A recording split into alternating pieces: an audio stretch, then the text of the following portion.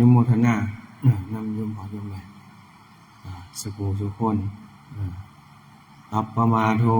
จะทำเมสุเอตัมมังคารมุตตมังการบ่ประมาทในธรรมทั้งหลายเป็นมงคลอันสูงสุดการบ่ประมาทแนวใดซึ่งมื้อนี้เฮาบ่ได้ตั้งตนอยู่ในความบ่ประมาทแต่ว่าเฮาตั้งตนอยู่ความประมาทธรรมคันสิว่าธรรมทั้งหลายก็คือทุกสิ่งทุกอย่างเอิ้นว่าธรรมเบิดคันว่าทานก็เอิ้นว่าธรรมทานศีลเอิ้นศีลธรรมภาวนาเป็นธรรมเป็นสภาวะธรรมเป็นธรรมทั้งเบิดแต่เพิ่นบอกบ่ให้ประมาทในธรรมทั้งหลายแต่ว่าเฮาตั้งตนอยู่ในความประมาทในการให้ทานเห็นว่ามันเป็นของนิดหน่อยเห็นว่าไม่เป็นของสัมผัสบ่ได้เห็นบ่ได้ให้ไปก็ให้หลายก็เปลืองเงินเปลืองค่ำก็คิดกันไปจังซั่นเพราะว่าเฮารับรู้บ่ได้การให้ทานของเฮามันได้อีหลีบ่ก็เลยพากันประมาทสำคัญเลยบุคคลจะมีความคิดเห็นว่าตายไปแล้วก็แล้วมันบ่ฮู้ดอกบ่มีผู้ใดฮู้ดอกว่าตายแล้วสิไปไสอันนี้ความเห็นเฮามันเป็นมิจฉาทิฏฐิความเห็นผิดเฮาบ่เห็นเฮาก็สิไปตัดสินเลยว่ามันบ่มีมันก็ยังบ่แม่นยังบ่ถูกเปรียบเทียบเพิ่นเปรียบเทียบไว้ว่าคือจังมื้ออื่นนี่เฮาบ่เห็นแต่เฮาก็เชื่อว่ามันมีอยู่ในมื้ออื่นก็ถามกันก็ว่ามื้ออื่นอยู่นี่แต่ว่าก็พากันบ่เห็นคือกันมันเป็นจังได๋มื้ออื่นมันเป็นสีแดงๆสีดำๆมันเป็นสีใดก็บ่เห็นบ่มีผู้ใดเห็นได้แต่ว่าหาว่ามื้ออื่นมันมีอยู่อันนี้ก็คือกันเปรียบเทียบให้เห็นว่าบุญบาปศีลธรรมภาวนาที่เฮาเฮ็ดไปนี่มันเหลียวบ่เห็นแต่ว่ามันมีอยู่เพราะคนมีความคิดเห็นว่าตายไปแล้วก็แล้วก็เลยประมาทในการให้ทานประมาทในการรักษาศีลประมาทในการภาวนาอันนี้สงส์ในการให้ทานภาวนารักษาศีลภาวนากับผู้บาอาจารย์เพิ่นก็เทศน์ให้ฟังทั้งพรรษามีอานิสงส์จังใดการรักษาศีลแม้รักษาศีลเพียงไม่ครึ่งมื้อจังคนรับใช้ตัดฟืนของอนาถบิณฑิกาเศรษฐีเพิ่นมื้อเดียวครึ่งมื้อเพิ่นตายไปแล้วเพิ่นก็ยังได้ไปเป็นเทพพระบุตรเทพธิดาอยู่ถึงมีวิมานหานับประมาณบ่ได้อันนี้เฮาก็เลี้ยวบ่เห็นอีกแต่ว่าไปจังซั่นอีกบ่รู้ว่าเพิ่นได้อีหลีบ่มันก็เลยตั้งตนอยู่ในความประมาทสิให้ทานก็บ่รู้ว่าทานสิมีผลอีหลีบ่เฮารับรู้บ่ได้เพิ่นจึงบอกว่าคนพาลเขาไม่ให้ทานเพราะว่ากลัวยากจนแต่บัณฑิตนี่เขากลัวยากจนเขาเลยขนขวายในการให้ทานคันสิเฮาสิให้ทานก็ว่าเงินค่ำกำแก้วบ่มีคือเขาสิเอาทางใดไปสิมั่วไปเฮ็ดแต่น้ำวัดน้ำว่าไปเฮ็ดอยู่หั่นมันสิได้อยู่ได้กินจังได๋ครอบครัวเฮาก็ต้องเลี้ยงคือสิเฮ็ดทานสิเฮ็ดบุญอิหยังต่างๆนานาคือมันอุกอังเอาโลดเพราะว่าหยังมันมีแนวมาขวางอีหยังจะขวางเจ้าของก็คือใจเจ้าของนั่นแหละใจเจ้าของกันสิเฮ็ดก็อ้างเวลาอ้างมื้อนั่นมื้อนี้อยู่หั่นพัดเปลี่ยนไปมันอ้างได้เพราะว่าอีหยังใจเฮานั่นแหละอ้างมันตัวบ่อยากให้เฮาเฮ็ดความดีอ้างได้เบิดทุกเวลาทุกวันทุกหน้าที่แต่ว่ามันอ้างหรือมันพัดเพี้ยนบ่ได้อย่างเดียวคือความตายอันนี้มันพัดเพี้ยนมันอ้างบ่ได้โอ้มื้ออื่นจะค่อยตายเด้ออ้างบ่ได้มื้อฮื้อจะค่อยตายเด้อมันอ้างบ่ได้ครับพอ อเฮาตั้งตนอยู่ในความประมาณในเวลาก็แม่นเวลานั้นเวลานี้มื้อนั้นมื้อนี้จังค่อยสิไปเฮ็ดสิไปทำนำเพิ่นอันนี้ก็แม่นแล้วก็ประมาณในวัยคือกันว่าประมาณว่าเจ้าของยังน้อยหนุ่มซุ่มก่ำอยู่ก็ประมาณบ่เฮ็ดบ่เข้าวัดเข้าว่าเฒ่าแก่แล้วจะค่อยไปเข้าก็ได้ก็บ่ได้สะสมไว้เฮาเฮ็ดบาปกรรมเฮาเฮ็ดตั้งแต่เฮาเกิดมาจนตั้งแต่เฮาสิตายเฮาก็ยังเฮ็ดแต่ว่าบุญที่เฮาจะพอที่จะสร้างได้เฮาหั่นอ้างเวลาอ้างไว้บ่ได้ไปเฮ็ดจักเทื่อจนตายถิ้มซื่อๆตายแล้วก็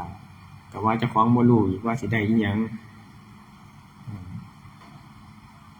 ก็ย้อนเฮาบ่รู้เฮาก็เลยอาศัยผู้รู้ผู้คนรู้คือพระพุทธเจ้าเฮานี่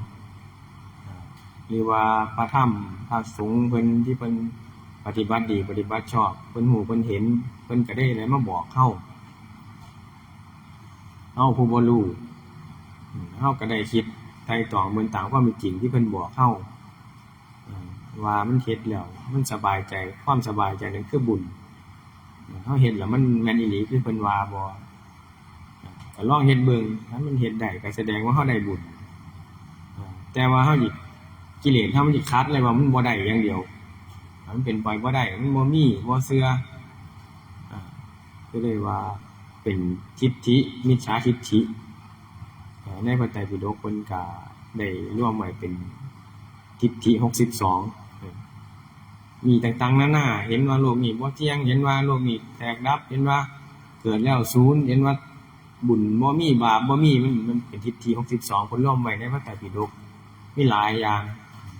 คนบ่ได้ศึกษาก็บ่รู้ทิฏฐิก็คือเห็นเจ้าของเห็นเท่าใดก็สรุปเท่านั้น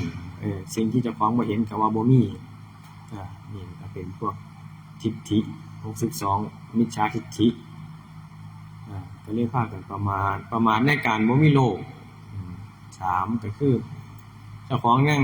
อยู่เย็นสบายอยู่ก็บ่ได้ขนขวายสิให้ทาน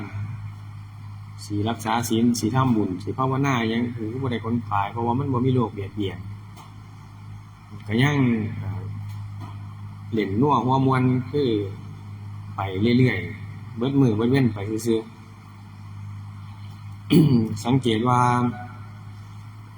คนที่เขามาวัดนี่สิเป็นคนเฒ่าก็แม่นสิเป็นคนมีโรคมีภัยเนี่ยก็แม่นปรารถนาอยากให้เจ้าของหายจากโรคจึงเขามาวัดมาให้เพิ่นซอยมาให้หยังมาขอพรแต่ แต่การที่จังซี่ก็ยังว่า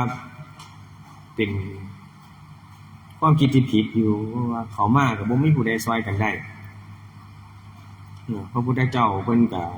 บอกเฮาไว้อยู่เฮาบ่เชื่อพยาธิธัมโมมิพยาทิงนะติโตเพิ่นว่าเรามีความเจ็บไข้เป็นธรรมดาจะต้องพ้นความเจ็บไข้ไปไม่ได้นี่เพิ่นก็บอกเฮาไว้เฮาบ่เชื่อเจ็บเป็นเอ็นป่วยมากก็อยากให้มันหายมันเศร้ามันเป็นไปบ่ได้ร่างกายสังขารนี่มันเป็นรังของโลกเพิ่นว่าเป็นที่สะสมของโลกจะเฮากินอีหยังเข้าไปแน่เฮาใส่อีหยังเข้าไปแน่มันมีแต่สิเกิดโรคในภายภาคหน้ามันก็เป็นปกติธรรมดาของร่างกายเฮาอยู่แล้วคือมันพัดเปลี่ยนบ่ได้ผู้สะสมอีหยังหลายสะสมสารเคมีอีหยังเข้าไปหลายๆพวกผู้หญิงเครื่องสำอางจักอีหยังต่ออีหยังเนี่ยย้อมผมทาเล็บลิปสติกเครื่องแต่งหน้าแต่งตาทาปากพวกนี้มันเป็นสารสะสมให้พวกเกิดมะเร็งอยู่แหละมันก็เป็นปกติของมันก็เฮาสะสมให้มันเนาะก็เป็นปกติ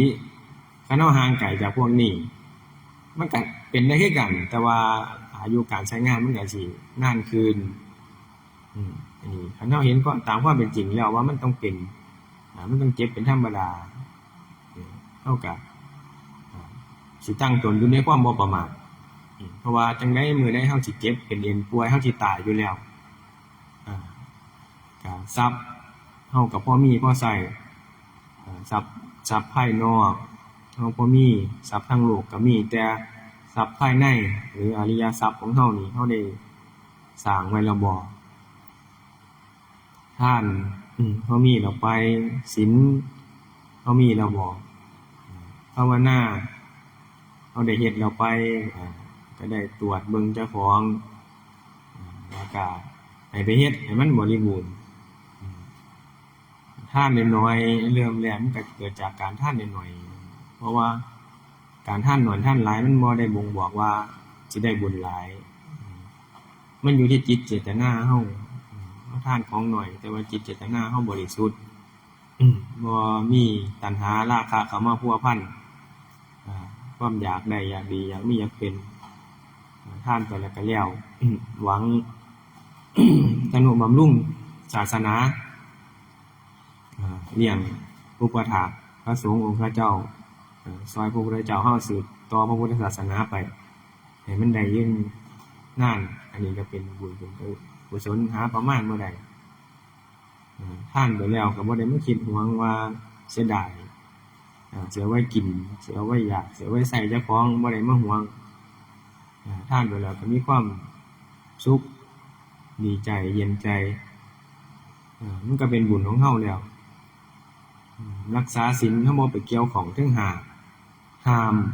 ถึงหาข้อมันไปใช้มันก็เป็นความสุขมันบ่เดือดร้อนคันเฮาบ่ฆ่าสัตว์มันก็บ่เบียดเบียนด้วยโลกด้วยชีวิตเฮาบ่รักของเขาเขาก็บ่รักของเฮาบ่ไปผิดลูกผิดเมียเขามันก็บ่ถือผู้ใดสิมาฆ่าเพราะว่าเขาก็มีเมียเขาก็มีมันก็เขาสิฆ่าเฮายามใดบ่รู้ว่าเฮาจับได้บ่เว้าขี้ตัวเว้าเล่นเว้าหัวเว้าให้เขาเสียชีวิตและทรัพย์สินออกตัวเขาจังซั่นสิเฮาก็บ่ถูกคือเฮาบ่เฮ็ดอิหยังเฮาก็บ่ได้รับอันนั้นเฮาบ่ดื่มกินสุราเมลัยมันก็บ่เฮ็ดให้เสียสุขภาพสมองบ่เสื่อมร่างกายแข็งแรงการกินเหล้านี่เฮามีกำลังอยู่มันก็ยังบ่มีผลอิหยังต่อเฮามันเฮากินตอนหนุ่มๆเนี่ยตื่นขึ้นได้มันก็ไปโลดมื้ออื่นบ่ได้ว่ามันสิเมามันสิเบ้อมันสิหยังบ่รู้แหละแต่ว่าบาดเฒ่าพุ่นน่ะมันสิมาเล่นเฮาภายหลังร่างกายทรุดโทรมลงไฟธาตุมันเผาแรงขึ้นมันก็เฒ่าไวโรคก็เริ่มรุมเร้าเฮ็ดให้สมองเบ้อสมองเสื่อมไปปัญญาบ่มีแฮงทึบไปหน้ามันสิฟังพระมันสิฟังเทศน์ซำใดมันก็แฮงทึบไปหน้าเพราะว่าเฮาสร้างเหตุปัจจัยให้มันเป็นแนวนั้นสร้างเหตุให้มันปัญญาทึบเฮาก็ทึบไปหน้าแฮงเฒ่าแฮงทึบไปหน้าแม่นเพิ่นสิเว้าสิ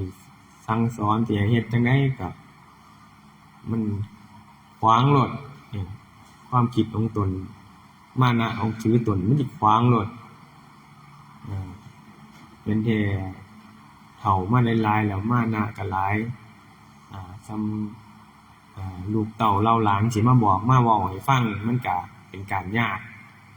ก็ตำหนิกันเกิดเมื่อวานนี่สิมาสอนเฮานี่อันนี้มันก็ประมาทเบิดเป็นความประมาททั้งนั้นซึ่งเฮาเหลียวบ่เห็นประมาทในคันแม่นในวัดกับประมาทในครูบาอาจารย์ประมาทในพระธรรมประมาทในพระพุทธเจ้าเฮาประมาทในพระพุทธเจ้าประมาทจังได๋คือเพิ่นก็เว้าเพิ่นก็สั่งสอนไว้อยู่แล้ว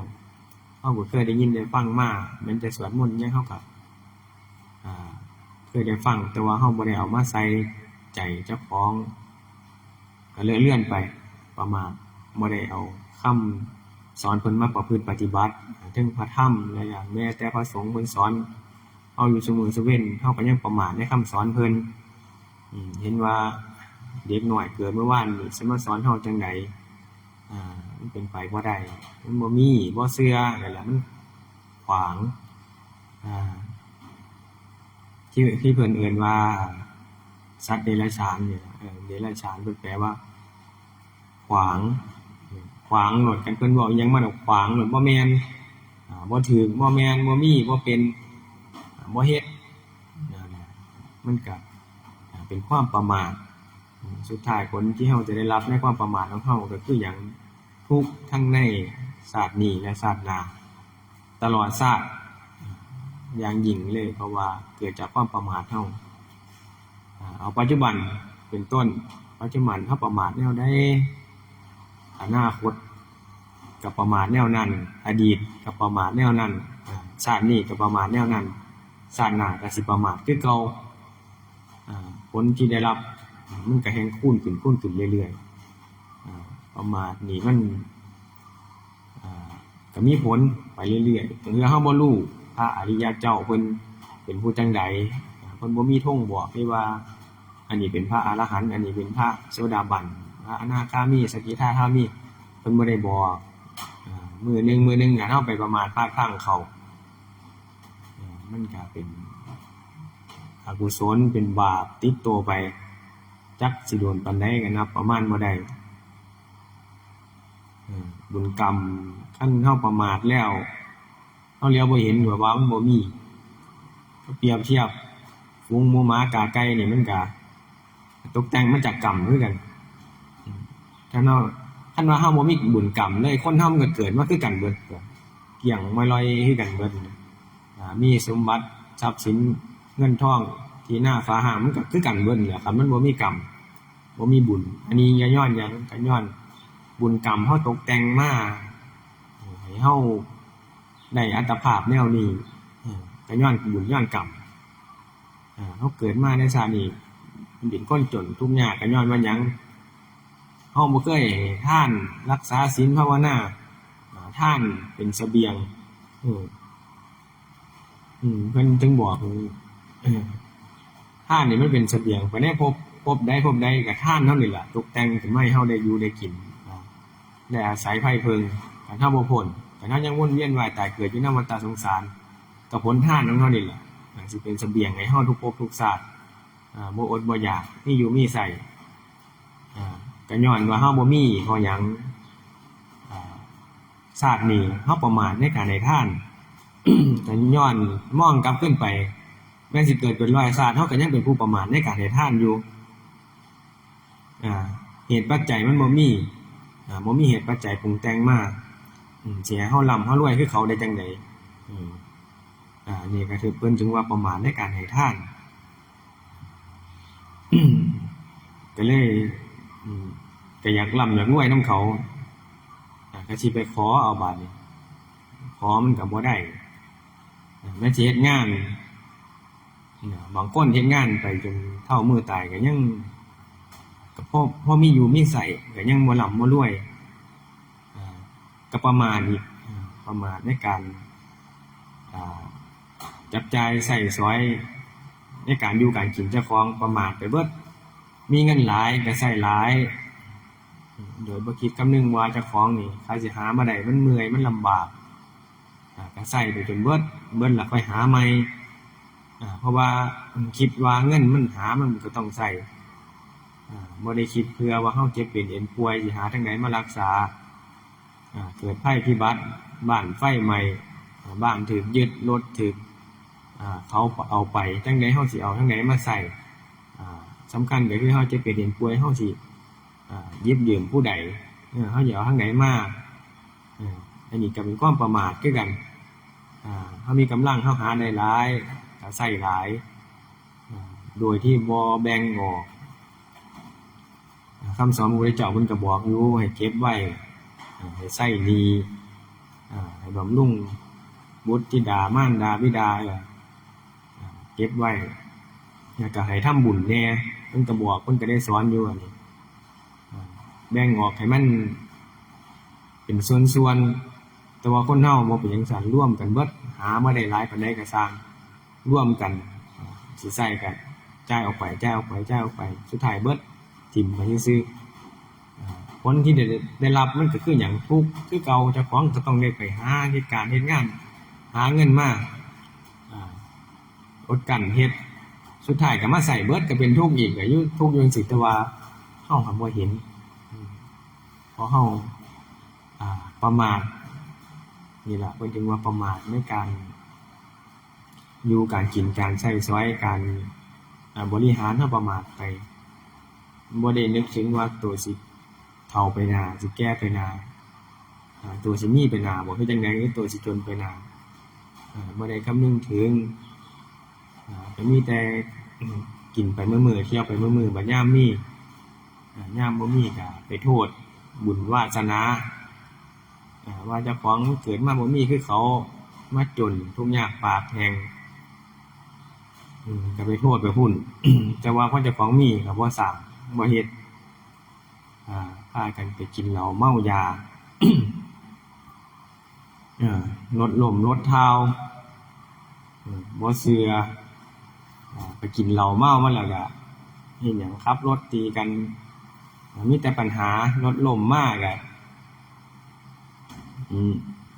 บ่ได้โทษว่าเจ้าของอยู่นี่บัดนี้โทษไปแนวอื่นอีกว่าดวงว่าเดึงไปพุ่นอีกบัดนี้เลยบ่รู้ว่าหยังก็ไปหาพ่อหมอมาแล้วบัดนี้ดวงบ่ดีดวงตกต้องเสียเคราะห์ต่อชะตาหาหมอมาสู่ขวัญไปจังซั่นสีมือนี้เป็นมือสันวันดีสิทธิอมุตตะโชคโจกอันนี้เป็นโจกไม้จันทร์ไปพุ่นบาดนี้ให้เพิ่นสู่ขวัญให้คันว่าผัวเมียก็ให้เจ้าอยู่มันดังก้อนอย่าแอ่นให้เจ้าอยู่มันดังแกนอย่าไหว้เซิ้นขนแขนกำซ้ายเจ้ามาอย่าฆ่าเซิ้นขนแขนจำขวาเจ้ามายุบย่องน้ำอันนี้ไหลมาจากปากงัวอุสุภราชบ่ได้บกได้ขาดบ่ได้ขาดได้เกินกินป่นกุ้งดังเผ็ดดังเค็มแล้วแต่เขาสิเว้าไปแล้วมันดีคือจังคำเขาว่าสมบัดนี้เลยบ่คิดเลยบาดสุดท้ายแล้วว่ามาเด้อขวัญเอ้ยบัดนี้สิมีแต่สิวือๆมาใส่งอนพ่อหมอเพิ่นนี่ล่ะบ่มีดอกคันอยากได้ขวัญมันบ่ยากดอกออกไปหน้าวัดนี่ไปชี้หน้าด่าเขาโลดมึงซัวจังซั่นจังซี่บ่ได้จักขวัญแล้วมันได้ฮอดผ้าฮอดมีดพุ่นล่ะอันนี้มันบ่ถูกความคิดนำบ่ถูกเฮาบ่ได้โทษเจ้าของเฮาบ่ได้เบิ่งเจ้าของเฮาพุ่นน่ะเฮาไปเบิ่งเป็นน้ำดวงเป็นน้ำมันเสียเคราะห์มันบ่ดีปีนั้นปีนี้ไปพุ่นน่ะบัดนี้ก็เลยพาเฮาหลงผิดไปซุมื้อนี้ก็เป็นจังซั่นไปทุกคนประมาทนี่ล่ะเขาเอิ้นว่าประมาทแล้วก็บ่ได้เห็นตามความเป็นจริงแทนที่จะเอาเข้าไปพิจารณาในตัวเจ้าของแล้วก็ปรับเปลี่ยนแก้ไขให้เจ้าของดีขึ้นแต่ว่ากลับไปโทษอย่างอื่นคันไปโทษอย่างอื่นนี่ในชีวิตพลาดไปร้อยเทื่อก็บ่เป็นคนดีขึ้นเพราะว่าเฮาบ่ได้ปรับเปลี่ยนเฮายังเฮ็ดพฤติกรรมของเฮาคือเก่าหรือว่าสิเป็นปีนี้ปีหน้าก็ยังคือเก่าหรือสิเป็นชาตินี้ชาติหน้าเฮาก็ยังคือเก่าเคยเป็นจังไดก็คำว่าคือเก่านี่มันก็บ่ได้ว่าอัตภาพมันสิคือเก่ามันสิเปลี่ยนไปตามกรรมเฮาตามกรรมตามเวรที่เฮาได้ประมาทพลาดพลั้งไป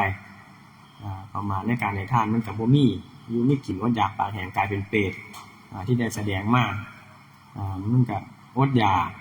หากินน้ำมูกน้ำลายน้ำเหลืองน้ำหยังตามสถานที่ต่างๆไปกินเนื้อลูกเจ้าของก็มีในประมาณในศีลเป็นคนพูดเว้าขี้ตัวไปสาบานกับเขาไว้สุดท้ายแล้วก็ได้กินลูกเจ้าของกินยามมื้อเช้า5คนยามมื้อคืน5คนปานนั้นก็ยังบ่อิ่มนั่นแหละคือประมาทเพราะฉะนั้นแล้วอันเฮาได้ยินได้ฟังก็ให้ตั้งตนอยู่ในความบ่ประมาทบ่ประมาทในการให้ทานบ่ประมาทในการรักษาศีลบ่ประมาทในการภาวนาเฮ็ดไปโลดมื้อนึงมันสิเห็นของเฮาเองคันเฮาบ่เฮ็ดเลยมันบ่เห็นคือจังเขาบอกว่าขุดลงไปหม้องนี้มันสิมีน้ำโตบ่ขุดจักเทื่อจังได๋มันก็บ่เห็นน้ำหรือว่าขุดไปแล้วได้เมตรนึงมันบ่เห็นน้ำก็เซาขุดมันบ่แม่นขุดไปมื้อนึงมันสิมีน้ำไหลออกมาให้เฮาเห็นเองคือการบุญกุศลที่เฮาได้ประพฤติปฏิบัติไปมื้อนึงมันสิปรากฏขึ้นให้เฮาเห็นประจักษ์แก่ใจของเฮาเองก็ขอฝากโยมพ่อโยมแม่ไว้แต่เพียงเท่านี้เนาะนั่นล่ะ